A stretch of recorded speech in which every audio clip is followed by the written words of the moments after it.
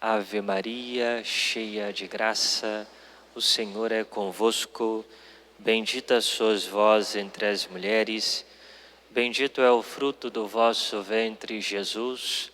Santa Maria, Mãe de Deus, rogai por nós, pecadores, agora e na hora de nossa morte. Amém. Caríssimos irmãos e irmãs, celebramos hoje o 19º domingo do tempo comum. E acabamos de ouvir no Santo Evangelho que é uma continuidade do Evangelho que ouvimos na semana passada. Olhando para a semana que passou, vimos que Jesus realizou o milagre da multiplicação dos pães e dos peixes. E vamos relembrar o contexto daquele acontecimento. Jesus tinha acabado de receber a notícia de que João Batista havia morrido. E ele se decide então sair a sós para o deserto, para rezar. Mas quando Jesus então sai a sós, uma multidão descobre que ele sai e vai atrás dele. E o que Jesus faz? Porque tem compaixão daquele povo, então cura aquelas pessoas que necessitavam, ensina a sua doutrina e realiza esse grande milagre. E então começa o Evangelho de hoje. Depois da multiplicação dos pães, Jesus mandou que os discípulos entrassem na barca e seguissem à sua frente para o outro lado do mar, enquanto ele despediria as multidões. Então Jesus olhou para os seus apóstolos e disse: olha, vocês vão na minha frente, vão para o outro lado do lago, porque eu vou despedir aqui essa multidão. E logo depois, quando Jesus despede a multidão, ele sobe ao monte para orar a sós. O propósito de nosso Senhor Jesus, o primeiro propósito, a intenção primeira dele, só se realiza agora. Ele só consegue rezar, se colocar diante do Pai, agora. E que horas era isso? O dia já havia passado, já era noite, talvez o momento de descansar, mas Jesus quer se colocar em oração diante do Pai. E veja como que Jesus é generoso, porque ele se coloca a serviço daquele povo, mas não se esquece do diálogo com o Pai. Veja, nós sabemos que Jesus, enquanto Deus, não necessitava de oração, mas sabemos que Jesus também era perfeito homem, e por isso se coloca em diálogo com o Pai. Mas mais do que isso, Jesus quer nos mostrar a importância e a necessidade da oração, porque Jesus ele não ensina somente proferindo palavras, ele também nos ensina com os seus gestos. E por isso muitas vezes Jesus sobe ao monte para rezar, para nos ensinar a necessidade da oração. Ao mesmo tempo, quando nós olhamos para a primeira leitura, nós vimos a figura de Elias. Elias que estava passando por muitas tribulações, estava sendo perseguido, queriam matá-lo. Então ele vai até o Monte Horebe para se esconder numa gruta. E ali é dito para ele que ele saísse da gruta porque o Senhor iria passar. Então Elias obedece e sai da gruta. Vem então uma tempestade, um vento impetuoso, mas Deus não estava ali naquele vento. Vem um terremoto, e do mesmo modo Jesus não estava ali, ou melhor, Deus não estava ali. E por fim, numa brisa suave, num vento leve, Deus então se apresenta a Elias. Deus estava no silêncio. Ou seja, assim como Deus se mostra no silêncio para Elias, se mostra também no silêncio a nós por meio de Jesus. Por isso ele vai a sós para se encontrar com o Pai. Ou seja, encontramos o Pai no silêncio da nossa oração. E assim como Jesus se coloca no final do dia para rezar, deveríamos olhar para Jesus e pensar: eu não tenho desculpa para não rezar. Como que eu posso ter desculpa para não rezar quando eu olho Jesus agindo dessa forma? Depois de um dia extremamente cansativo, ele passa a noite toda a rezar com o Pai. E muitos católicos dizem: olha, padre, eu não rezo porque eu não tenho tempo, né? Afinal de coisas, é tanta coisa para fazer. Eu trabalho, eu estudo, ainda tenho que arrumar a casa. E depois do meu trabalho eu tenho que ir para casa e ajudar a minha esposa nisso e naquilo. Tenho que dar atenção aos meus filhos. Ah, padre, eu faço faculdade e depois da faculdade tenho que estudar o dia inteiro. E depois isso e depois aquilo. Mas o tempo para a televisão tem. O tempo para o filme tem. O tempo para o videogame tem. O tempo para sair tem. Mas não tem tempo para Deus. Não tem. E aqui, meus irmãos, nós vemos que toda desculpa, na verdade, é uma desculpa que não justifica. Porque se nós quiséssemos, nós de fato teríamos tempo para Deus. Porque assim como diz Santa Teresa d'Ávila, nós não devemos rezar quando nós temos um tempo, mas nós devemos separar um tempo para rezar, para estar com Deus. E veja, aqui gostaria de salientar um ponto positivo desse tempo de pandemia. Quantas coisas ruins aconteceram nesse tempo, mas gostaria de ponderar uma coisa boa. E uma coisa boa é que muitos católicos descobriram ou redescobriram a oração. Porque de forma obrigatória tiveram que parar. Todo mundo em casa. Tiveram que parar e silenciar o seu coração, olhar para dentro de si e perceber como estava a sua vida diante de Deus, diante de si mesmo, diante dos irmãos. E quantos católicos passaram a rezar o terço todos os dias? Haja vista aqueles que acompanham, por exemplo, Padre André. Muitos não rezavam o terço. Quantos começaram a pegar a palavra de Deus para ler? Ou outros livros espirituais? Quantos passaram a ter sede verdadeira da Santíssima Eucaristia? Do sacramento da confissão? E como foi proveitoso para muitos nesse tempo crescer espiritualmente. Quantos disseram isso para mim? E com alegria recebi essa notícia. Porque souberam silenciar e encontrar Deus na oração.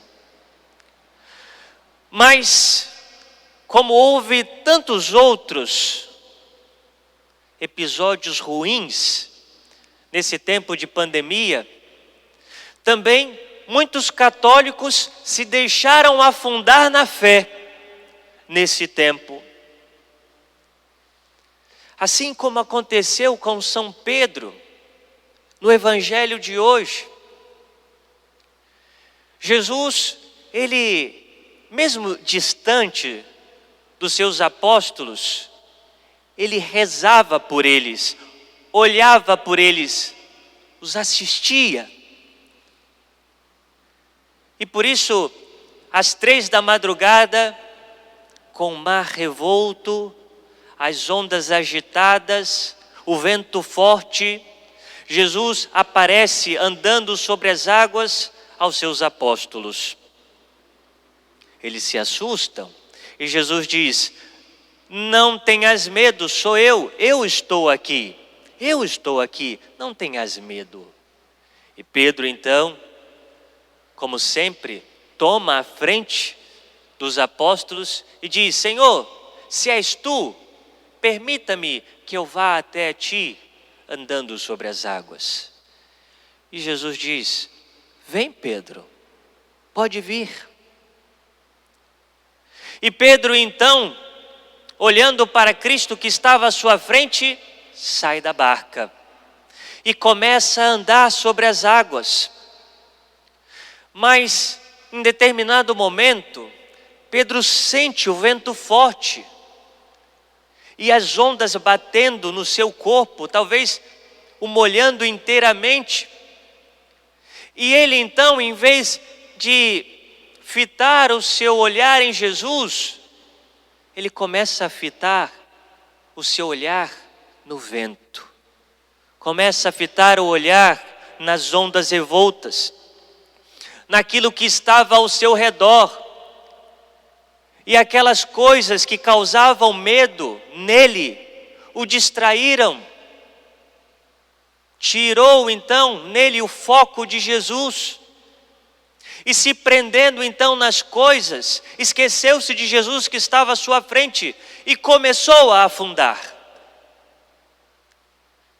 Começou a afundar, porque perdeu o foco em Cristo. Assim também aconteceu com muitos de nós. Nós ficamos tão preocupados com aquilo que estava ao nosso redor. O que vai acontecer? O que será do nosso futuro? Mas e se eu pegar essa doença? Mas e minha família? E meu emprego? E minha casa? E acabamos nos esquecendo de Jesus que estava à nossa frente, que estava olhando por nós. E assim fomos afundando na nossa fé, porque deixamos a oração, porque deixamos a intimidade com Ele, porque também diante de tudo isso, geramos tantos problemas em casa, na nossa família. Mas hoje, como São Pedro, nós somos convidados a clamar a ajuda de Cristo, dizendo: Senhor, salva-me. Salva-me, Senhor. Salva-me dessa tibieza, salva-me dessa falta de fé, dessa falta de confiança em Ti. Salva-me, Senhor, porque eu não Te vejo mais. Mas só vejo as tribulações, os problemas, aquilo que está à minha volta. Jesus então estenderá o seu braço e nos levantará. Com o auxílio da sua graça nós seremos levantados. Mas antes Ele dirá para nós: por que duvidaste? Por que duvidastes? Mulher, homem de pouca fé. Meus irmãos, a oração é um diálogo com Deus. A oração é um falar com Deus. Mas não só falar com Deus, mas também ouvi-lo. A oração não é um monólogo, não é falar consigo mesmo. É um diálogo, é falar com uma pessoa, é falar com Deus. Mas a pergunta que talvez fique em nós é: como ouvir a Deus? Como ouvir aquilo que Ele nos diz, a sua vontade para a nossa vida. Veja, para nós ouvirmos a Deus, primeiro é necessário desejar ouvi-lo, querer ouvi-lo. E se nós de fato quisermos ouvi-lo, vamos procurá-lo na oração. E Ele nos fala através da sua palavra. Quando nós lemos a sua palavra na intimidade do nosso coração, Ele nos fala. Quando nós lemos algum livro de espiritualidade, como tantos outros, um livro chamado Caminho, de São José Maria Escrivá, A Imitação de Cristo, os livros que falam da vida dos santos, Deus nos fala. Porque Ele nos fala no coração. E às vezes em decisões que temos que tomar, se estamos diante dEle na oração, se sabemos que é uma coisa que agrada a Deus, que é segundo a lei de Deus, não tenhamos dúvida, é Deus que nos fala, é Ele que nos fala. Mas na oração se faz necessário o recolhimento exterior, sair do barulho, ou seja, ir ao encontro de Cristo a sós, para que não nos distraiamos. Mas é necessário, sobretudo, um recolhimento interior, ou seja, na oração é necessário esquecer-se daquilo que nos tira o foco de Deus. E tudo aquilo que pode nos tirar o foco, nós colocamos isso na presença de Deus, para que Ele nos dê a solução, para que Ele nos console, para que Ele nos ajude. E assim também, meus irmãos, nós precisamos ir ao encontro de Deus na oração. Precisamos ser almas de oração. Porque se assim não for, nós afundaremos. E termino essa reflexão com uma frase de Santa Teresa, a Madre de Calcutá. Ela dizia: o fruto do silêncio é a oração. Quem faz silêncio, reza. O fruto da oração é a fé. Quem reza, tem fé. Quem reza, cresce na fé. O fruto da fé é o amor. O amor a Jesus Cristo, o amor aos nossos irmãos. O fruto do amor é o serviço. Ou seja, aquele que ama, serve. Serve a Cristo e serve a Cristo nos demais. E por fim, o fruto do amor e o fruto do serviço é a paz. Ou seja, para participarmos desse itinerário de paz que somente Deus pode nos dar, que sejamos almas de oração, que saibamos silenciar. E se assim também na nossa casa, na nossa família, houver oração, houver silêncio, nela também haverá paz. Que a Virgem Santíssima, São José, a Sagrada Família, possa nos ajudar também a silenciarmos e fazermos também da nossa casa um lugar de oração. A nossa casa no interior do nosso coração e a nossa casa com os nossos. Louvado seja o nosso Senhor Jesus Cristo.